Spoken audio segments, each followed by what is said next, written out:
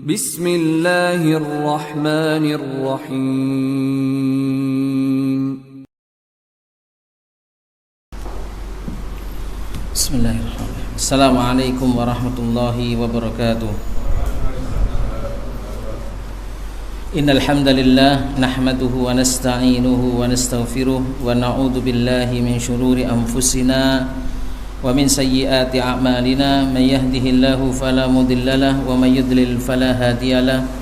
Asyhadu an la ilaha illallah wahdahu la syarikalah wa asyhadu anna Muhammadan abduhu wa rasuluhu la nabiyya ba'dah sallallahu alaihi wa ala alihi wa sahbihi wa sallama tasliman katsira. Ya ayyuhalladzina amanu taqullaha haqqa tuqatih wa la tamutunna illa wa antum muslimun.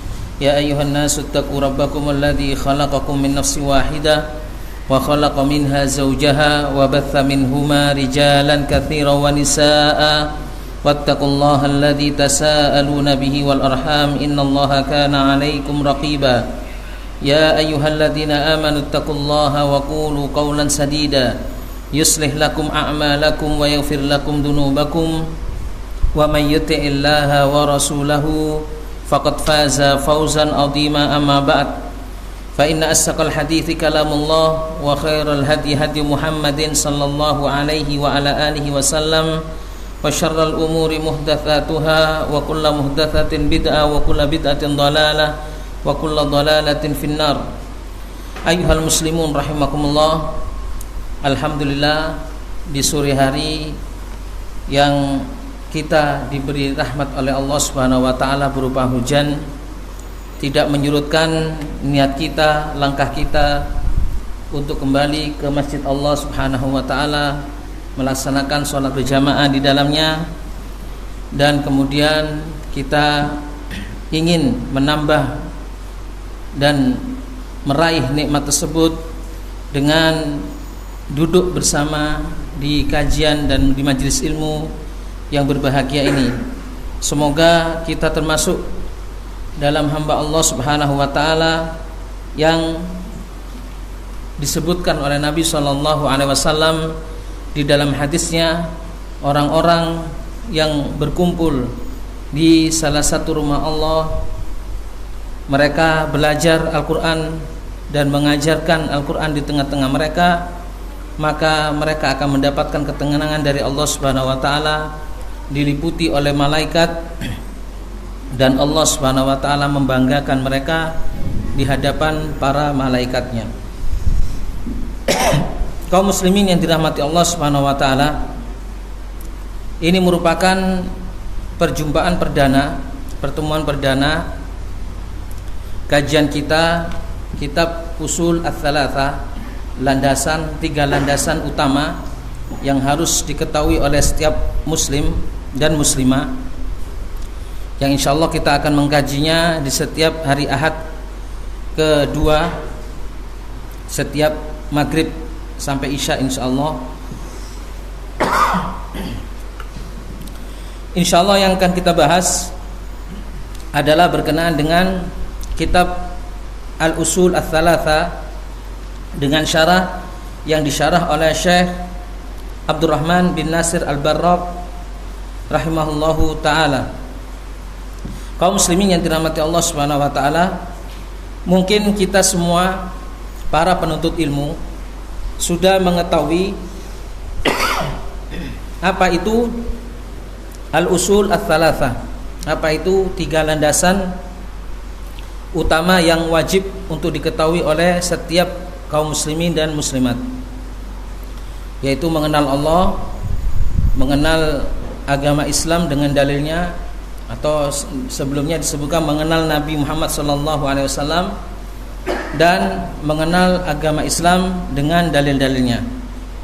Kitab ini merupakan salah satu kitab yang sejatinya harus dibaca oleh setiap muslim, difahami, kemudian diamalkan, karena di dalam kitab ini kita akan diajari para jamaah yang dirahmati Allah bagaimana kita beragama Islam dengan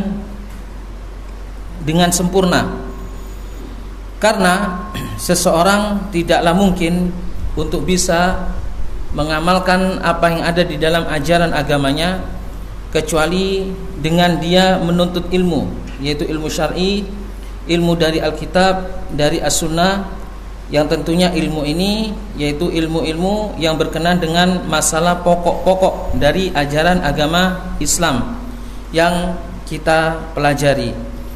Baik para jamaah yang dirahmati Allah Subhanahu wa taala, buku Al-Usul Ats-Tsalatsa sejatinya merupakan risalah, sebuah risalah yang ditulis oleh Syekh Muhammad bin Abdul Wahhab rahimahullahu taala, yang buku ini dikenal dengan Al-Usul Ats-Tsalatsa, 3 landasan pokok utama. Baik, kita pelajari bersama. Bismillahirrahmanirrahim. Syekh Muhammad bin Abdul Wahhab rahimahullah rahmatan wasi'ah mengatakan, "I'lam rahimakallah annahu yajibu alaina ta'allumu arba'u masailah." Ketahuilah, semoga Allah merahmatimu, bahwa wajib atas kita untuk belajar 4 masalah. Al-ula, yang pertama, al-ilmu, yaitu ilmu. Wa huwa ma'rifatullah, yaitu mengetahui Allah. Wa ma'rifatu nabiyhi, dan mengetahui nabinya. Wa ma'rifatu dinil Islam bi adillah, dan mengetahui agama Islam dengan dalilnya. Wa tsaniyatu, dan yang kedua, masalah yang kedua yang harus kita ketahui adalah al-amalu bihi. Kemudian wa tsalitsatu ad-da'watu ilaihi, yaitu mendakwahkannya. War rabi'atu, dan yang keempat adalah as-sabru 'alal adha fihi, yaitu bersabar di dalam gangguan-gangguan ataupun halangan-halangan yang sekiranya akan menghampiri kita semuanya. Tayyib, para jamaah yang dirahmati Allah Subhanahu wa taala, kita akan mensyarah ya matan dari Al-Usul Ats-Tsalatsa yang ditulis oleh Syekh Muhammad bin Abdul Wahhab At-Tamimi rahimahullahu taala, sebagaimana disyarah oleh Syekh Abdurrahman bin Nasir Al-Barraq rahimahullahu taala. I'lam, perkataan atau ucapan i'lam, maka ketahuilah. Ini merupakan khitab, ini merupakan percakapan yang ditujukan kepada talibul ilmi, kepada para penuntut ilmu, agar para penuntut ilmu mengetahui. Biasanya kalimat i'lam ini dipergunakan jika seseorang ingin menyampaikan satu masalah yang penting kepada orang yang diajak bicaranya, yang diajak bicara. I'lam ini membuat perhatian, maka ketahuilah, karena ini merupakan perkara penting. Dan i'lam ini mengindikasikan kepada kita bahwa inilah pentingnya ilmu. I'lam ya diambil dari kata alima ya'lamu, ilmu, dari ilmu. Karenanya Islam agama yang mulia, agama ilmu, agama yang selalu mengajarkan kepada kita ilmu. Segala sesuatu, segala apapun aturan yang ada di dalam Islam, maka tidak terlepas dari ilmu, dan kita juga harus mengilmuinya. Kita harus mengilmuinya. I'lam, hadza khitabun li talibil ilmi. Ini merupakan ungkapan kepada para penuntut ilmu. Maknanya i'lam adalah ta'allam, belajarlah. Wajtahid fil ilmi, dan bersungguh-sungguhlah kalian untuk berilmu, untuk belajar. Kemudian kalimat berikutnya, i'lam rahimakallah. Lihat bagaimana para ulama ya selalu memulai perkataannya dengan ya dengan sana, dengan pujian, dan juga dengan doa. Kalimat rahimakallah ini merupakan doa agar Allah Subhanahu wa taala senantiasa merahmatimu. Dan ini merupakan salah satu bentuk talattuf, bentuk ya kelemah lembutan yang diajarkan oleh Syekh Muhammad bin Abdul Wahhab rahimahullahu taala kepada para penuntut ilmu agar para penuntut ilmu memperhatikan masalah yang akan disampaikan oleh beliau. I'lam rahimakallah, ya, semoga Allah merahmatimu. Dan doa rahmat ini merupakan doa yang agung, ya. Semua orang membutuhkan rahmat Allah Subhanahu wa taala, ya. Semua, baik orang-orang biasa, bahkan para anbiya dan rusul juga membutuhkan rahmat Allah Subhanahu wa taala. Apa dayalah kita jika kita tidak atau tanpa rahmat Allah Subhanahu wa taala. Karenanya orang yang faham, orang yang sadar akan pentingnya rahmat Allah Subhanahu wa taala, maka rahmat ini adalah rahmat atau sesuatu yang sangat dibutuhkan dan yang sangat diinginkan bagi setiap hamba. Untuk itulah, ya, doa antara seorang muslim, ya, salah satu doa yang paling afdol adalah doa agar mereka mendapatkan rahmat dari Allah Subhanahu wa taala. Naam, rahimakallah. Wa min rahmatillahi taala, ya, dan di antara rahmat yang diberikan oleh Allah Subhanahu wa taala agar para penuntut ilmu mendapatkan kebahagiaan, ya, mendapatkan kebahagiaan sekaligus mendapatkan kebahagiaan di dunia ataupun di akhirat. Ini merupakan rahmat Allah Subhanahu wa taala. Kemudian Syekh Muhammad bin Abdul Wahhab mengatakan qauluhu annahu yajibu alaina ta'allumu arba'i masailah, bahwa wajib atas kita untuk belajar 4 perkara. Untuk belajar 4 perkara. Artinya 4 perkara yang wajib untuk kita ketahui dan untuk kita pelajari bersama. Apa 4 perkara itu? Ya. Kemudian Syekh Muhammad bin Abdul Wahhab mengatakan al-ula, yang pertama, perkara yang pertama, al-mas'alah al-ula, maksudnya al-ilmu, yaitu ilmu. Ini landasan yang utama. Masalah yang pertama sekaligus landasan yang utama dari seluruh landasan agama kita yang ada. Al-ilmu, ilmu di sini mencakup mengetahui Allah, mengetahui nabinya, mengetahui agama Islam dengan dalilnya. Nah, 3 perkara inilah yang dikatakan al-usulul tsalatsa. Bisa difahami para jamaah? Ilmu di sini yang dimaksud oleh Syekh, ilmu di sini adalah ilmu mengetahui Allah, mengetahui nabinya, dan mengetahui agama Islam dengan dalilnya. Secara umum para jamaah, kita katakan seandainya seseorang tidak mengetahui apapun dalam kehidupan dunianya, tidak mengetahui apapun, bodoh dalam hal apapun, kecuali dia mengetahui Allah sebagai Rabbnya, mengetahui nabinya Muhammad SAW sebagai nabi dan rasul, dan mengetahui agama Islam dengan dalilnya, itu sudah cukup. Itu sudah cukup menjadikan dia mulia di hadapan Allah, di hadapan makhluk Allah, dan menjadikan dia bahagia nanti di dunia dan di akhiratnya. Jadi ilmu di sini adalah ilmu, ya, yang wajib untuk diketahui oleh setiap hamba Allah Subhanahu wa taala.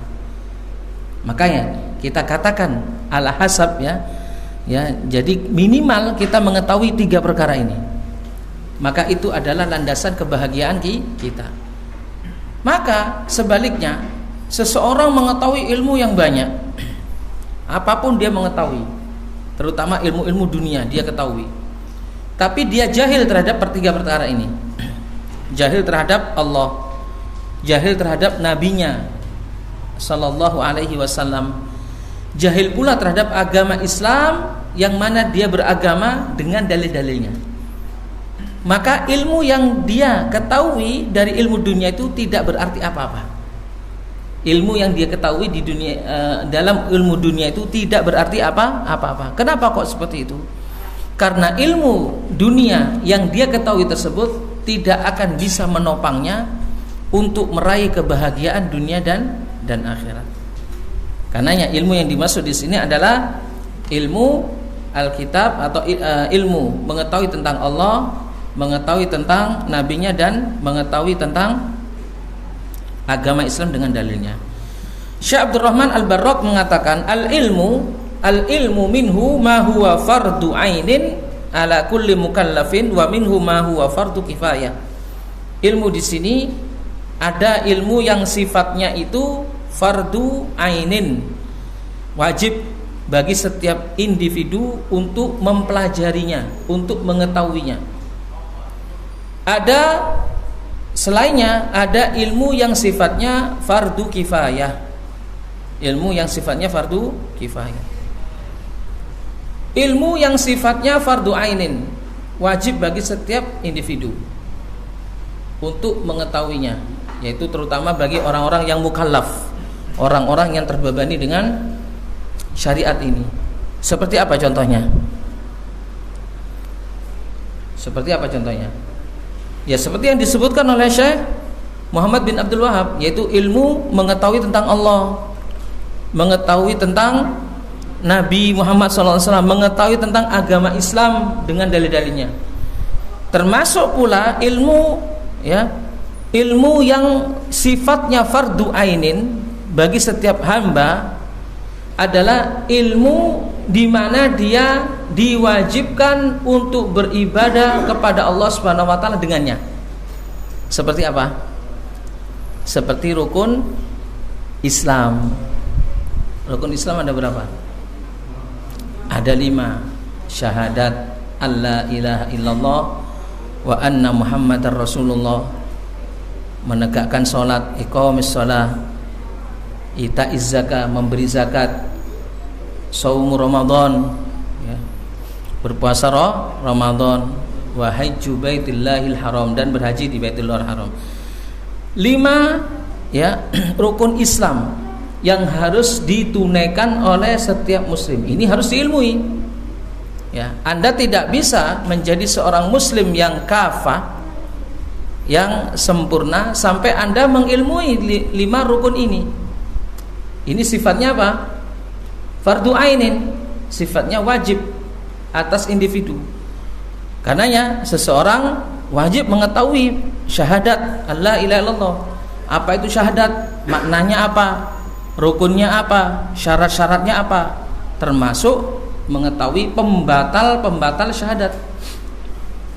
Begitu juga mengetahui syahadat anna Muhammadar Rasulullah. Ini harus diketahui. Bagaimana mengetahuinya? Belajar. Ya, jangan kemudian hanya sekitar bisa sholat saja tanpa mengetahui syahadat, maka dia sudah mencukupkan diri dengan ini. Ini tidak cukup. Sholat pun seperti itu sebagai tiang agama, dan dia rukun yang kedua. Sholat merupakan amalan yang dohir, amalan yang nampak, ya. Amalan yang nampak. Maka sholat juga harus dipelajari, bagaimana menuju sholat secara sempurna. Sholat secara sempurna sebenarnya mudah para jamaah. Cukup kita mencontoh dari Nabi SAW, karena beliau adalah petunjuk utama.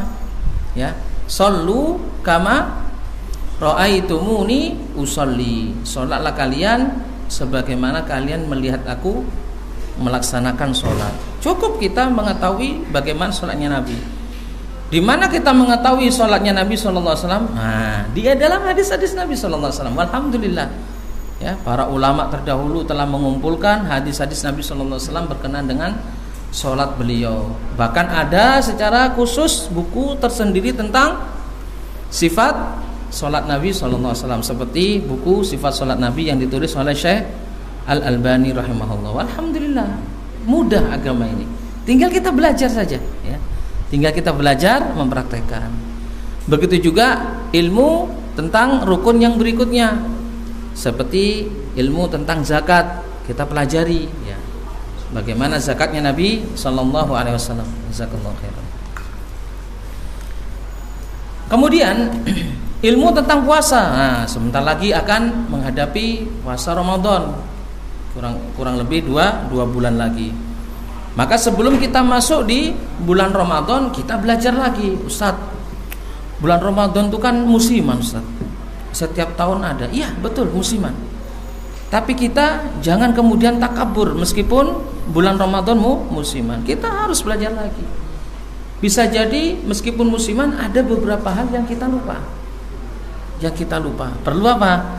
Penyegaran kembali. Bagaimana penyegaran kembali? Dengan belajar lagi, membuka lagi. Lihat para ulama terdahulu, bahkan masyayikh ketika akan menjelang Ramadan, mereka buka lagi buku tentang masalah puasa. Bagaimana puasanya Nabi SAW, tentang sholat tarawih, tentang apa saja amalan-amalan yang dilakukan di bulan puasa, disampaikan kepada para jamaah. Ini dalam rangka untuk apa? Untuk mengetahui, dan ini merupakan kewajiban bagi setiap muslim. Begitu juga ya ilmu tentang haji ke Baitullah. Ini adalah ilmu yang wajib ya, ilmu yang wajib atas individu, fardu ainin. Ilmu yang wajib yang hukumnya fardu kifayah. Seperti apa contohnya? Seperti contohnya ilmu waris. Nah, ilmu warisan ya, ini wajib hukumnya untuk kita mempelajari, tapi bukan individu. Tidak semua individu dituntut untuk bisa membagi warisan, mengetahui warisan. Ada, tapi harus ada. Di setiap kaum itu harus ada yang mempelajari ini. Kenapa? Kalau tidak ada yang mempelajari ini, maka semuanya berdosa. Apalagi nanti tatkala mereka dihadapkan pada masalah warisan. Nah, sehingga mereka membagi warisan ya amburadul, tidak sesuai dengan ketentuan yang ditentukan oleh Allah Subhanahu wa taala. Maka akibatnya ya berdosa seluruhnya, seluruh negeri tersebut ya, atau seluruh kampung tersebut. Maka harus ada orang yang belajar, tapi tidak semua orang ya harus mempelajari ilmu tersebut. Artinya ilmu itu dibutuhkan, tapi dibutuhkan ya tidak untuk semua individu. Ilmu tersebut dibutuhkan ya individu satu saja menguasai atau mengetahui, maka hal itu sudah mencukupi. Itu adalah salah satu contoh ilmu yang sifatnya, hukumnya dipelajarinya itu fardu kifayah. Kemudian al ilmu wa huwa ma'rifatullah. Nah, ilmu di sini kata Syekh Muhammad bin Abdul Wahhab rahimahullahu taala, yang pertama adalah mengetahui Allah. Mengetahui Allah bi asma'ihi wa sifatihi, mengetahui Allah Subhanahu wa taala dengan nama-nama dan sifat-sifatnya. Masuk di dalam mengetahui Allah Subhanahu wa taala ya, yaitu berkenaan dengan tauhid rububiyah, tauhid uluhiyah, dan tauhid asma wa sifat. Ini harus kita ketahui. Karena ilmu tentang Allah merupakan kewajiban atas setiap individu. Betapa orang-orang tersesat di dalam menghambakan dirinya kepada Allah dikarenakan apa? Tidak mengetahui tentang tauhid, baik itu tauhid rububiyah, tauhid uluhiyah, dan tauhid asma wa sifat. Seseorang akan melenceng kepada tauhid uluhiyah sebagaimana orang-orang ateis karena mereka tidak mengetahui tentang Allah Subhanahu wa taala. Maka mereka harus belajar. Mereka harus belajar dan mengamalkannya. Begitu juga tauhid uluhiyah. Orang-orang musyrikin Arab, orang-orang kaum musyrikin Arab, mereka bertauhid rububiyah. Tapi tauhid rububiyah mereka tidak mencukupkan. Mereka tergolong sebagai orang-orang yang bertauhid, tergolong sebagai orang-orang yang selamat ya dari azab Allah Subhanahu wa taala. Kenapa? Karena mereka tidak mendatangi atau tidak mengamalkan tauhid uluhiyah.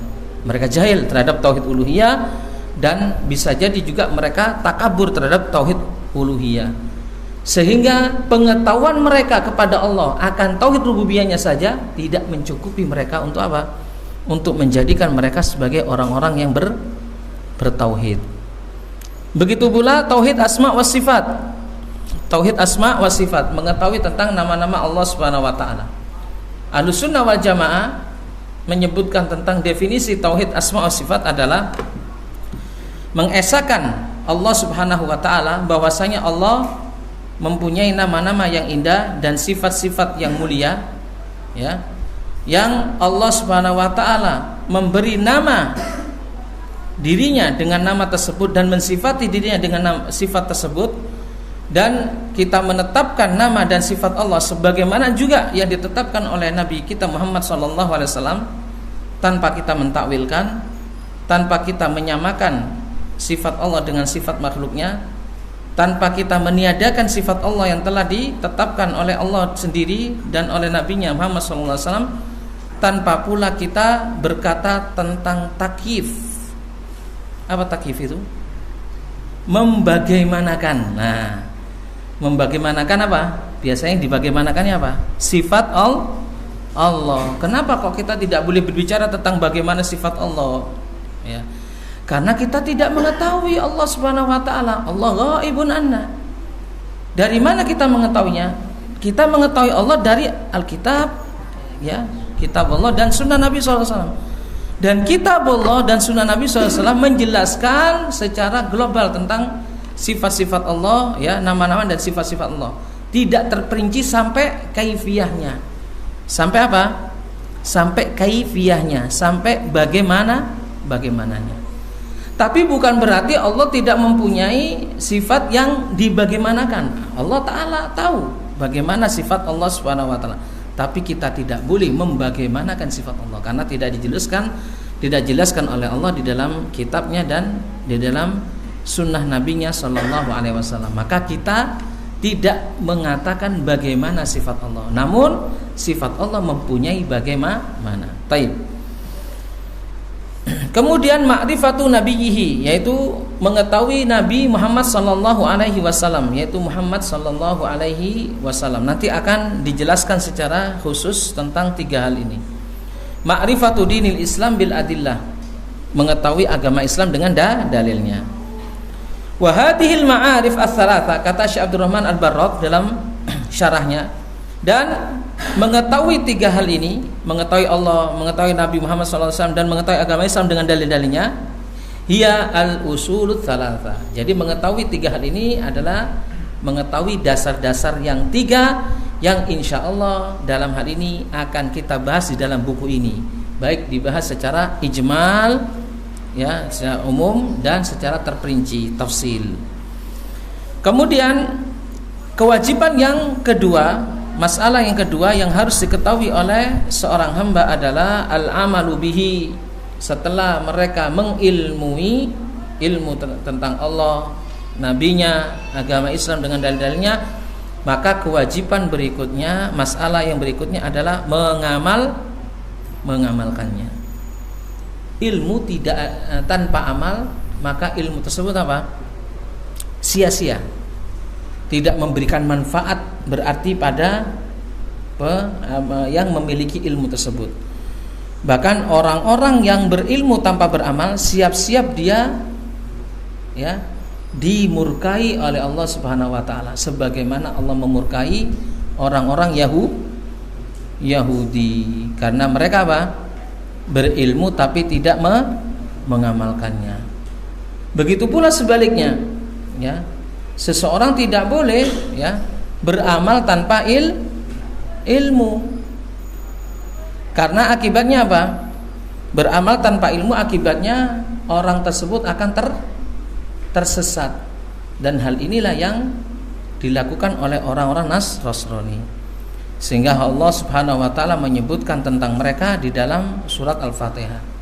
Ghairil maghdubi alaihim waladdallin, ya. Tunjukilah aku ya Allah jalan yang lurus, jalan orang-orang yang engkau beri nikmat atas mereka, dan bukan jalannya orang-orang al-maghdub alaihim yang engkau murkai, yaitu orang-orang Yahudi, dikarenakan mereka berilmu tanpa mengamalkannya. Waladdallin, dan bukan pula jalannya orang-orang yang tersesat, yaitu orang-orang Nasrani, di mana mereka berani melakukan, berani beramal tanpa ilmu, ya.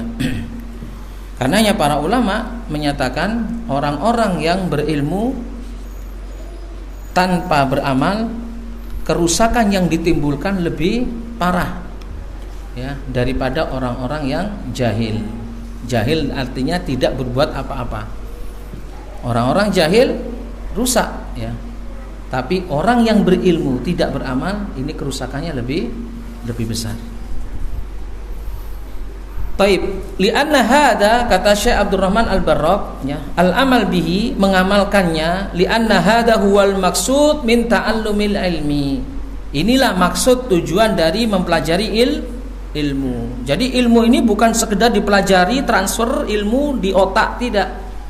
Tapi ada kewajiban kita untuk mengamalkan. Inilah bedanya ya kaum muslimin, orang-orang Islam ya, orang-orang yang beriman dengan orang-orang kafir.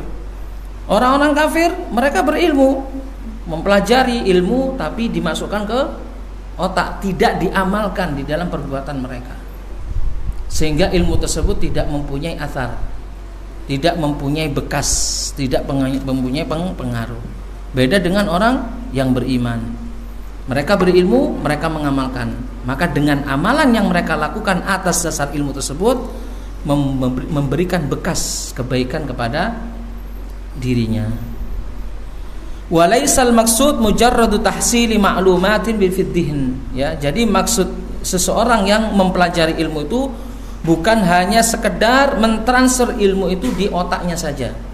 Wa innamal maqsudu bil ilmi syar'i huwa tahqiqul iman. Sesungguhnya maksud dari ilmu syar'i itu adalah mewujudkan keimanan dan mewujudkan amalan soleh. Ya, kita belajar ilmu syar'i tujuannya adalah untuk mewujudkan keimanan, semakin tebal iman kita. Makanya orang yang mempelajari ilmu tapi dia tambah jauh dari Allah Subhanahu wa taala, tidak beriman kepada Allah, maka dia akan semakin jauh dari Allah Subhanahu wa taala, semakin mendekatkan dia kepada neraka ya. Sebagaimana ungkapan para ulama ya, barang siapa yang ilmunya itu bertambah tapi dia tidak bertambah zuhudnya, melainkan dia tidak bertambah apapun kecuali bertambah jauh dari Allah Subhanahu wa taala. Man izdada ilman wa lam yazdad fid dunya zuhdan lam yazdad minallahi illa bu'da. Jadi mengamalkan ilmu ini penting para jamaah, karena mengamalkan ilmu dapat mewujudkan hakikat iman di dalam diri kita dan amal soleh. Fal ilmu bila amalin yakunu wabalan ala sahibihi. Maka kata Syekh Abdurrahman Al-Barraq, ilmu tanpa diamalkan akan menjadi bencana bagi orang yang berilmu itu tersebut dan menjadi hujjah alaihi. Menjadi apa? Menjadi penggugatnya nanti di hari kiamat. Sebagaimana disebutkan oleh Nabi SAW dalam hadis yang panjang ya, seseorang ada 3 kelompok orang yang awwalu man tusa'aru bihi annar yaumal qiyamah. Ada 3 orang yang pertama kali dinyalakan api untuk mereka pada hari kiamat. Salah satunya adalah orang yang belajar Al-Qur'an ya. Belajar Al-Qur'an dikatakan ya, kenapa engkau belajar Al-Qur'an ya? Aku belajar Al-Qur'an ya demi mempelajari Al-Qur'an demi wajahmu ya Rabb. Maka Allah mendustakan, kadzabta, engkau belajar Al-Qur'an bukan untuk ya ikhlas karenaku, tapi engkau mempelajari Quran karena engkau ingin dikatakan orang yang qari, orang yang ahli membaca.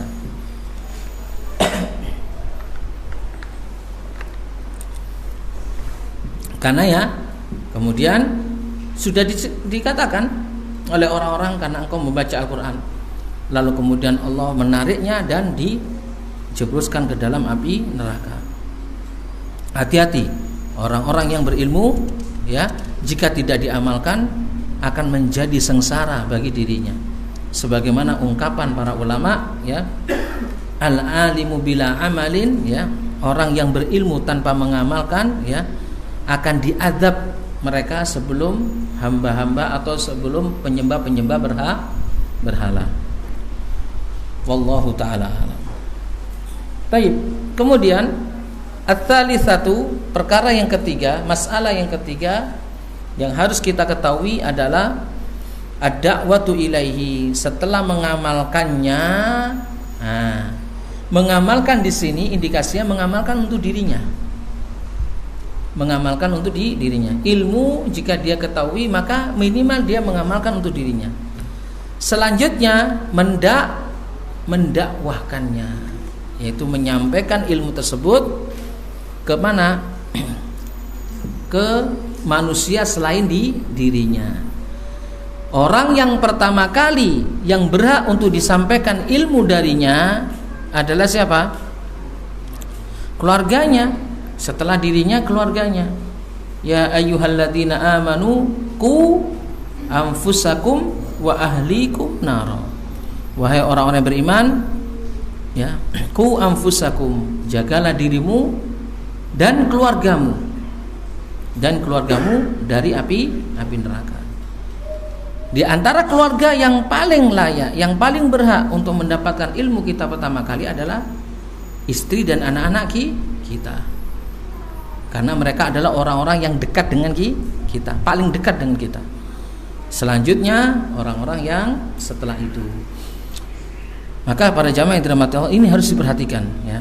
Karenanya Islam dibangun di atas dasar ini. Islam tidak egois ketika seseorang, ya, mempunyai ilmu kemudian mengamalkan untuk dirinya sendiri, tidak, lantas membiarkan orang lain dalam kebodohan. Dan mendakwakannya inilah misi dari para rasul. Dan kita para ulama ini adalah sebagai pewaris dari para nabi. Maka harus mengambil tongkat estafet ini dari para nabi. Untuk apa? Untuk menyampaikan ilmu Al-Quran, ilmu As-Sunnah kepada masyarakat. Ad-da'watu ilaihi. Fa idza ijtahada al-insan, kata Syekh Abdurrahman Al-Barraq, dan jika seseorang bersungguh-sungguh, wa hassala ilman, kemudian ia mendapatkan ilmu, wa amila bihi, dan ia telah melaksanakan dengan ilmunya, artinya mengamalkan dengan ilmunya untuk dirinya sendiri, fa alaihi aidon ayyu'allim, maka kewajiban atasnya berikutnya adalah untuk mengajarkan ilmu itu tersebut kepada orang lain. Mengajarkan dengan cara mendakwakannya, memerintah dan melarang, ya. Memerintah dan melarang dalam arti amar ma'ruf dan nahi mungkar, ini juga bagian dari mendakwakan ilmu, ya. Wa yanfa' lil akharin, dan memberikan manfaat kepada orang-orang yang lain. Li anna hadhihi wadhifatur rusul wa atsba'ihim. Karena ini merupakan tugas utama dari para rasul dan orang-orang yang mengikutinya. Kita pengikut para rasul, maka ini tugas kita juga, ya. Maka mendakwakan ilmu ini tugas kita. Mendakwakan ilmu tidak menunggu kita sampai pandai para jamaah. Ini salah, Ustaz. Saya belum pandai, Ustaz. Jadi saya tidak bisa mendakwakan ilmu. Ustaz, saya tidak tahu bahasa Arab, Ustaz. Saya tidak wajib untuk mendakwakan ilmu. Salah. Anda meskipun tidak tahu bahasa Arab, Anda meskipun tidak pandai, tidak menguasai seluruh ilmu yang ada, apa yang Anda tahu dan Anda amalkan untuk diri Anda, sampaikan kepada orang lain. Sampaikan kepada orang lain. Anda tahu, ya, fadilah, keutamaan tentang sholat berjamaah. Ini contohnya. Sholat berjamaah ini dan sebagainya, dan Anda mendengar itu dan Anda sudah mengamalkan untuk diri Anda, maka kewajiban Anda menarik, ya, mengajak orang untuk apa? Sholat berjamaah. Nah, ini namanya dakwah. Ini adalah dakwah. Jadi mendakwakan ilmu tidak menunggu harus menguasai ilmu terdahulu seluruhnya. Tapi jangan salah paham.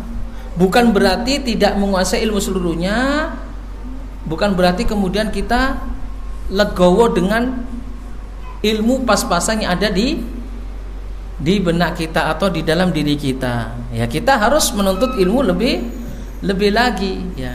Karena memang pada dasarnya seseorang tidak boleh menyampaikan sesuatu kecuali setelah dia berilmu. Namun berilmu yang dimaksud di sini adalah bukan ilmu secara keseluruhan. Kita harus menguasai itu.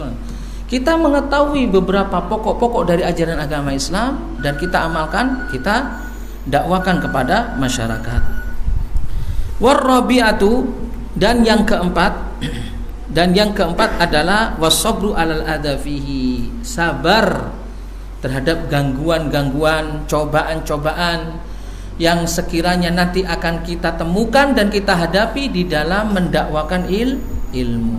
Para jamaah, ingat, tatkala kita walhamdulillah diberi taufik oleh Allah dengan ilmu, ya, kemudian kita diberi taufik pula oleh Allah Subhanahu wa taala untuk mengamalkan ilmu tersebut, lalu kemudian pada tahap ketiga kita mendakwakan ilmu, ingat, orang yang kita hadapi untuk mendapatkan ilmu itu tidak seperti apa yang kita inginkan. Tidak semua seperti apa yang kita inginkan. Masyarakat kita majmuk, ada yang menerima, alhamdulillah, kita bersyukur kepada Allah SWT. Ada yang belum menerima. Nah, orang yang belum menerima ini macam-macam. Ada orang yang belum menerima tapi diam saja. Ini masih mending kita, ya. Ada orang yang tidak menerima tapi membantah kita. Bahkan ada orang yang tidak menerima dengan menyakiti kita, sebagaimana yang dialami oleh Rasulullah SAW. Nah, disinilah letaknya kita harus sabar. Ya. Tidak mungkin para jamaah kita akan tegak di dalam agama ini kecuali kalau kita sabar. Makanya sabar di sini adalah juga termasuk pondasi utama untuk menguatkan kita di dalam mengamalkan agama kita. Apalagi kalau sudah berhadapan dengan masyarakat. Jangankan kadang-kadang masyarakat luas, kadang-kadang di tengah-tengah keluarga kita pun kita juga belum bisa diterima secara sempurna. Kadang ada di antara mereka, ya, walhamdulillah tahu ilmu, terus sudah mengamalkan untuk dirinya, mendakwakan ke keluarganya, keluarganya ternyata menolak. Ada yang menolak istrinya, mungkin istrinya merasa lebih pandai daripada dirinya. Ada nggak yang terjadi seperti ini, Pak? Mas, sampean itu orang kapan? Baru bisa ngaji saja sudah sok-sokan. Saya ini loh bertahun-tahun saya ini dari pesantren. Biasanya seperti itu. Ada nggak seperti itu, Pak? Antara suami istri ada seperti itu, ya. Atau sebaliknya, istrinya mendakwakan suaminya dengan egonya karena dia sebagai seorang suami berkuasa di rumah tangga. Kamu itu ngomong apa, ya? Saya ini adalah imammu, kamu harus nurut padaku, ya. Tinggalkan hal-hal itu semuanya. Ada seperti ini. Nah, disinilah letak kesabaran. Sudah masuk waktu Isya. Adzan dulu ya, nanti tak teruskan sedikit ya. Tafadhol. Bismillah, kita lanjutkan. Yang keempat, as-sabru 'alal adza fihi, yaitu bersabar terhadap gangguan yang diterima setelah mendakwakan ilmu tersebut. Syekh Abdurrahman Al-Barrak mengatakan, li'anna man tasadda li da'watin nasi wa amrihim wa nahyihim amma ta'awwadu la budda an yahsula lahum minhum ada bil kalami wa bil fi'li. Karena orang yang sudah, ya, berkecimpung mendakwakan manusia, memerintah mereka, melarang mereka dari kebiasaan-kebiasaan yang dahulu mereka lakukan, biasanya kebiasaan-kebiasaan yang tidak sesuai dengan ajaran Islam, la budda ayyahsulalahu minhum ada bil kalam wal bil fi'li. Dia wajib harus menerima gangguan dari masyarakat, baik itu gangguan berupa ucapan atau gangguan berupa apa? Tindakan. Apalagi dakwah Islam ini seringkali berbenturan dengan apa? Dengan adat istiadat tradisi yang ada di satu kaum. Kalau sudah kita mendakwakan Islam dan berbenturan dengan adat mereka, biasanya kebanyakan di antara mereka yang tidak serta-merta menerima. Lah, kalau mereka tidak menerima, pasti mereka akan mengganggu kita. Ya. Baik itu gangguannya dengan perkataan, oh ini ustadz ini bahaya, ini Wahabi ini. Nah, ya kan ya. Jauhi. Ini ustadz ini tidak melestarikan kebudayaan kita. Nah, ini seperti itu. Anda harus sabar terhadap ini. Atau bahkan tidak segan-segan mereka berani untuk mengganggu Anda dengan apa? Dengan mencederai Anda, mendemo Anda, mungkin mereka menyakiti Anda dengan apa? dengan hal kesakitan-kesakitan yang Anda tidak inginkan. Dan hal ini harus Anda hadapi. Minta tolong kepada Allah Subhanahu wa taala ya, untuk menghadapi mereka. Karenanya fala budda lahu minas sabri ala dzalik. Makanya kalau kita sudah berhadapan dengan gangguan mereka, jangan kemudian kita apa? Kita balas mengganggu ya. Gangguan tidak dibalas dengan gangguan, tapi dibalas dengan apa? Sabar. Sabar para jamaah bukan berarti kita tidak ngapa-ngapain. Nah, ini kadang-kadang orang-orang yang salah paham terhadap hal ini. Masuk sabar toh? Kenapa kok kita sabar toh? Kita tidak berani gini. Tidak. Kita melihat orang siapa yang ya berhadapan dengan kita. Ada di antara mereka yang menolak dakwah kita ini, bukan menolak begitu saja karena memang mereka tidak tahu. Paham para jamaah? Orang yang tidak tahu biasanya awalnya menolak dulu karena yang apa yang dilakukan yang kita dakwakan tidak seperti kebiasaan yang dilakukannya. Tapi bukan berarti dia menolak dengan gencar. Memang ada di antara mereka yang menolak kita karena mereka apa? Tidak mau berhubungan atau berhadapan dengan adat istiadat yang mereka lakukan. Jadi setiap orang itu masing-masing ada apa? Ada penolakannya dan kita harus paham mereka. Kita harus memahami mereka. Karenanya ditolaknya gangguan mereka itu dengan sabar. Wa hakadha qala Allah taala li nabiyhi sallallahu alaihi wasallam. Begitulah Allah Subhanahu wa taala berfirman kepada nabinya sallallahu alaihi wasallam untuk menghiburnya agar beliau sabar di dalam menghadapi celaan, gunjingan, gangguan yang beliau temukan dari orang-orang musuh dakwah beliau, yaitu orang-orang Quraisy ya. Orang-orang kafir Quraisy dan sebagainya. Apa kata Allah Subhanahu wa taala? Walaqad kudzibat rusulun min qablika fasabaru ala ma kudzibu wa udu hatta atahum nasruna. Al-An'am ayat 34. Jika seandainya mereka mendustakanmu, fa in kadzabuka, jika seumpama mereka mendustakanmu, ingat wahai Rasul, mereka dahulu juga mendustakan para rasul sebelummu ya. Jadi bukan kamu saja yang didustakan oleh mereka, para rasul sebelummu juga didustakan oleh mereka. Wa udu, bahkan para rasul dahulu juga apa? Disakiti oleh mereka ya. Fasabaru ala ma kudzibu wa udu. Lalu mereka bersabar terhadap apa? Terhadap kedustaan yang dilancarkan oleh mereka dan gangguan yang dilancarkan oleh mereka. Hatta atahum nasruna, sampai kami yang mendatangkan pertolongan kepada mereka. Jadi pasti para jamaah, pertolongan Allah itu pasti. Antum tidak usah ya pedulikan ya gangguan mereka ketika mereka itu menjibir antum, mengganggu antum, dakwah antum. Bahkan ada sampai kadang-kadang dakwanya itu diganggu dengan apa? Masjidnya ditutup. Tidak usah. Antum tidak usah membalas kepada mereka, bersabar aja. Ingat, pertolongan Allah pasti datang.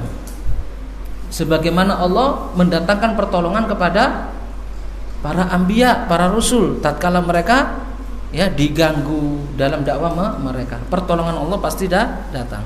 Karenanya ayat ini menunjukkan ya agar Rasulullah SAW mempunyai kekuatan dan sekaligus kita sebagai apa? Sebagai orang-orang yang mengambil tongkat estafet dari Rasulullah SAW untuk menyampaikan ilmu ini, juga kita harus sabar.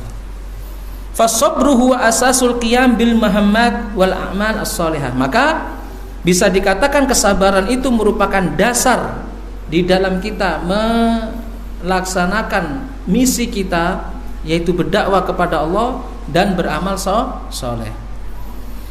Qala Syekhul Islam Muhammad bin Abdul Wahhab mengatakan dalil dari 4 perkara ini. Apa 4 perkara yang kita sebutkan tadi? Ilmu, kemudian sebelum mendakwakannya, mengamalkannya, terus mendakwakannya dan bersabar terhadap gangguan yang kita terima. Ini harus berurutan para jamaah ya. Jangan mendakwakannya dulu ya.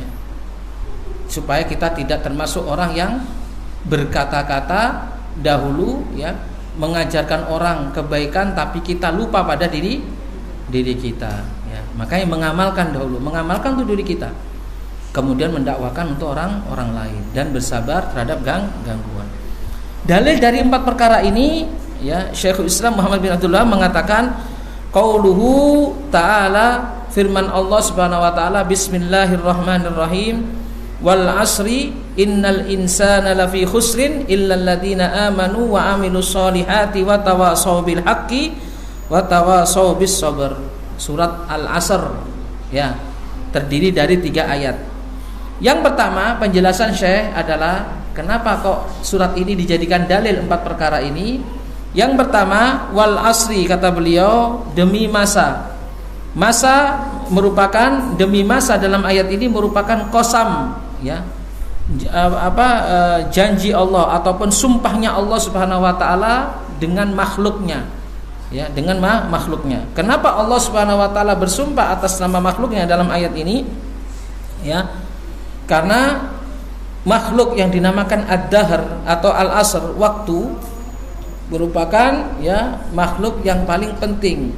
Di dalamnya ya berputar waktu, malam, hari, bulan, tahun. Dan berapa banyak Allah Subhanahu wa taala bersumpah atas nama makhluknya dalam arti waktu di dalam hal ini. Seperti ayat ini, wal asr wal fajri, demi waktu fajar, wad duha wasyamsi waduhaha wal laili, demi waktu malam dan sebagainya. Ini ketika Allah Subhanahu wa taala bersumpah atas nama makhluknya, berarti makhluk tersebut mempunyai peranan penting yang harus diperhatikan.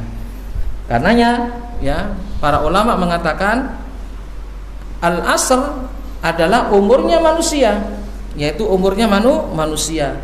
Dan di umur manusia tersebut ladang amal mereka. Makanya umur manusia di waktu ini itulah ladang amal mereka. Dan dari sanalah nanti amal mereka dibalas. Jika melaksanakan kebaikan, maka akan dibalas dengan kebaikan, dan jika melakukan keburukan, maka akan dibalas dengan keburukan. Kemudian ayat yang kedua disebutkan oleh ya, Syekh Muhammad bin Abdul Wahhab, innal insana lafi khusrin, sesungguhnya manusia itu benar-benar dalam keadaan merugi. Syekh Abdurrahman Al-Barok mengatakan hada huwal muqsam alaihi, ini yang dimaksud oleh Allah Subhanahu wa taala dari qasamnya, dari sumpahnya tersebut. Apa yang dimaksud? Yang menjadi perhatian adalah bahwa manusia itu benar-benar dalam keadaan merugi. Al-insan disebutkan dalam ayat ini dengan alif dan lam. Ini menunjukkan seluruh manusia tanpa terkecuali. Seluruh manusia pada dasarnya mereka merugi. Fi khusran, di dalam kerugian yang nyata. Lalu kemudian Allah Subhanahu wa taala mengecualikan dari manusia itu siapa yang tidak merugi di ayat yang selanjutnya, yaitu illal ladzina amanu wa amilus solihat wa tawassaw bil haqqi wa tawassaw bis sabr. Kecuali orang-orang yang beriman dan beramal soleh serta saling nasihat menasihati dalam kebaikan, kebenaran, dan saling nasihat menasihati dalam kesabaran. Nah, ayat terakhir inilah dalil dari 4 masalah yang kita sebutkan tadi. Ayat yang terakhir inilah yaitu dalil dari 4 masalah yang kita sebutkan tadi. Karena ya, Syekh Abdurrahman Al-Barok mengatakan, faman haqqaqa hadhil arkan al-arba'ah, barang siapa yang mewujudkan 4 rukun ini dalam ayat yang terakhir ini, faza birribhil azim, maka dia akan mendapatkan keuntungan yang besar. Wa naja minal khusran, dan ia akan terbebas dari kerugian, karena sebelumnya Allah menyatakan manusia dalam keadaan merugi. Fahadur insan minar ribhi bihasabi haddihi min hadil khisal al-arba. Perhatikan kata Syekh Abdurrahman Barok ya, bahwa nasib seorang manusia dari keuntungan yang ia dapatkan itu seberapa besar dia mengamalkan 4 perkara yang ada ini. Jadi keuntungan yang didapatkan oleh manusia tatkala dia mengamalkan 4 perkara ini. Sebesar itu dia mengamalkan 4 perkara ini, sebesar itu pula keuntungan yang akan ia dapatkan. Illal ladzina amanu. Nah, ini yang pertama, kecuali orang yang beriman. Al-iman la yakunu illa bil ilmi. Kenapa kok disebutkan oleh Allah iman? Yang menjadi dalil landasan yang pertama al-ilmu. Maka Syekh Abdurrahman mengatakan li'annal iman la yakunu illa bi ilmin, karena iman itu tidak akan bisa bersandar pada hati kecuali dengan ilmu. Iman tidak akan bersandar, ya. Iman tidak akan bersemi di dalam hati seseorang kecuali dengan ilmu. Kemudian selanjutnya wa amilus sholihat, dan beramal soleh. Ini adalah buah dari ilmu itu sendiri. Jadi orang yang beriman itu tidak akan beriman kecuali dengan ilmu. Lalu beramal soleh, karena amal soleh merupakan buah dari ilmu dan iman.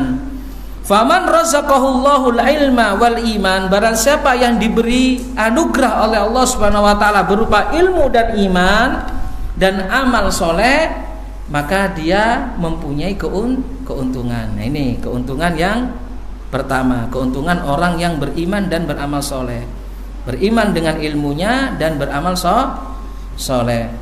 Kemudian Allah berfirman, wa tawasau bil haqqi, saling nasihat menasihati dengan kebaikan. An-nushu ba'duhum ba'da, yaitu menasihati antar sesama. Karena menasihati ini juga merupakan tonggak dari agama kita. Saling nasihat menasihati tonggak dari agama kita. Bukankah Nabi telah mengatakan ad-dinun nasihah? Agama itu adalah nasihat. Qulna liman? Kata para sahabat, untuk siapa nasihat itu wahai Rasulullah? Qala lillah, untuk Allah. Wali kitabihi, dan untuk kitabnya. Wali rasulihi, dan untuk rasulnya. Wali a'immatil muslimina, dan untuk pemimpin-pemimpin kaum muslimin. Wa ammatihim, dan untuk kaum muslimin secara keseluruhan. Naam.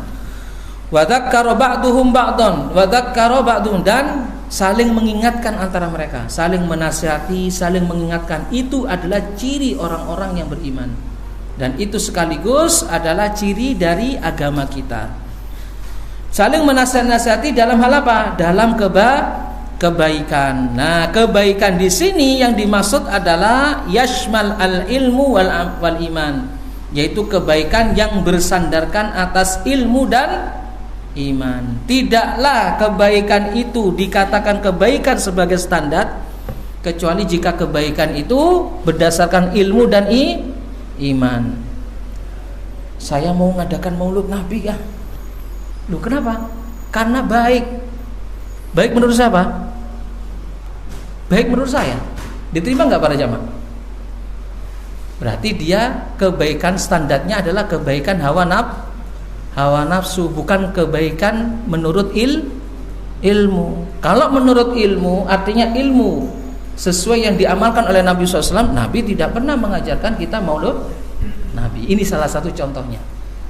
Jadi standar kebaikan itu adalah jika kebaikan itu dilandasi oleh ilmu dan iman. Iman maksud di sini adalah bisa dimaksudkan apa? Ikhlas karena Allah Subhanahu wa taala. Wal amal soleh, dan mengamal soleh. Kemudian watawasau bis sobri, dan saling nasihat menasihati, saling berwasiat tentang kesabaran.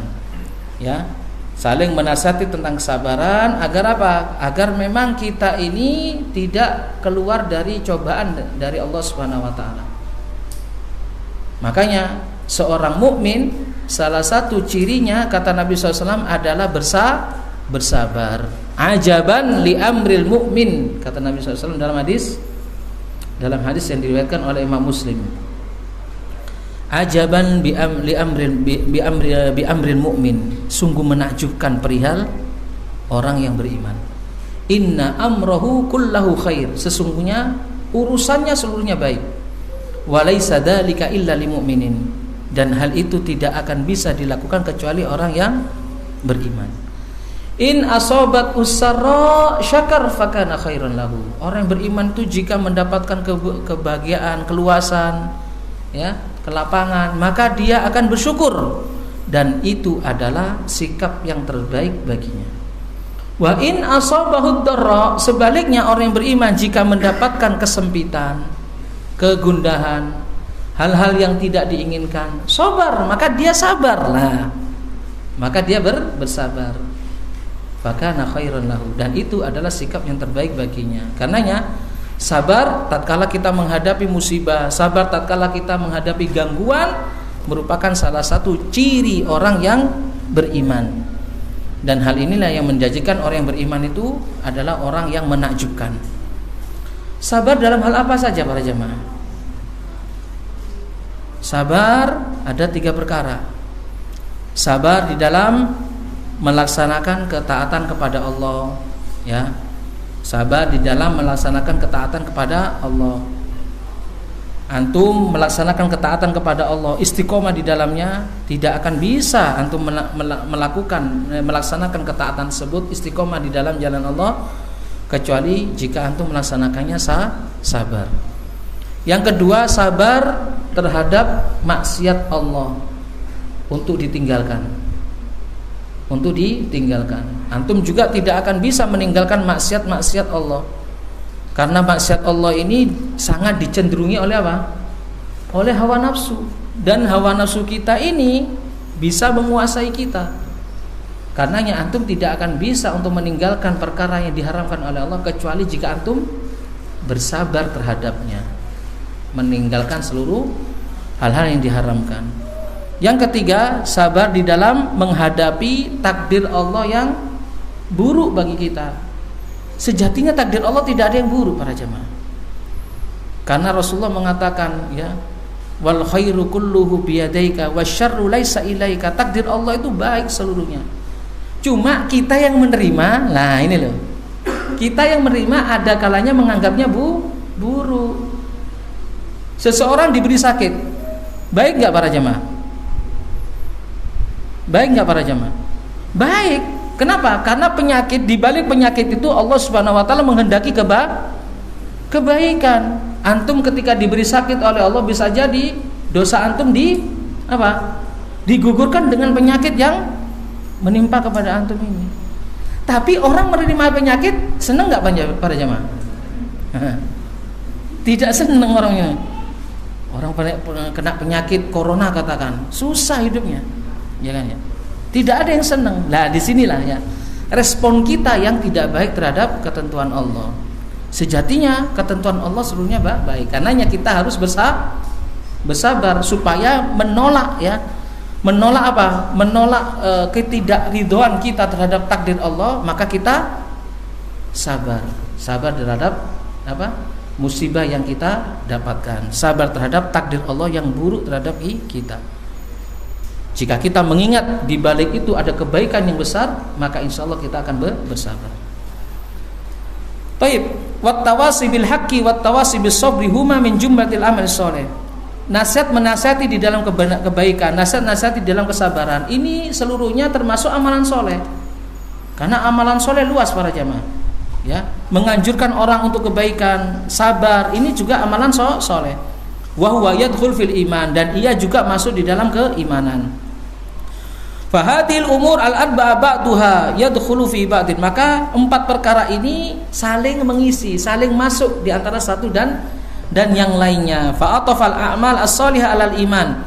Maka yang pertama amalan soleh digandengkan dengan iman, dan tawasi bil haq ya termasuk amalan soleh. Tawasi bis sabr juga termasuk amalan soleh. Termasuk menyebutkan yang khusus setelah menyebutkan yang umum, karena dia termasuk min jumlati al-amal as-sholih. Ini bagian dari penjelasan yang dijelaskan oleh Syekh Abdurrahman Al-Barraq rahimahullahu taala dari syarah Al-Usul Ats-Tsalatsa, kitab yang ditulis oleh Syekh Muhammad bin Abdul Wahhab rahimahullahu taala. Wallahu taala alam. Insyaallah kita akan lanjutkan penjelasan berikutnya pada pertemuan yang akan datang. Baik, ada pertanyaan?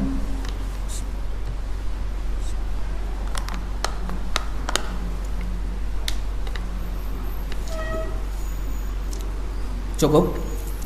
Baik, jika cukup, karena kita belum sholat ya, kita akhiri dengan baca kafaratul majlis. Subhanakallahumma wa bihamdika asyhadu an la ilaha illa anta astaghfiruka wa atubu ilaik. Wa sallallahu nabiyana Muhammadin wa ala alihi wa sahbihi ajma'in wa akhiru da'wana alhamdulillahi rabbil alamin. Assalamualaikum warahmatullahi wabarakatuh.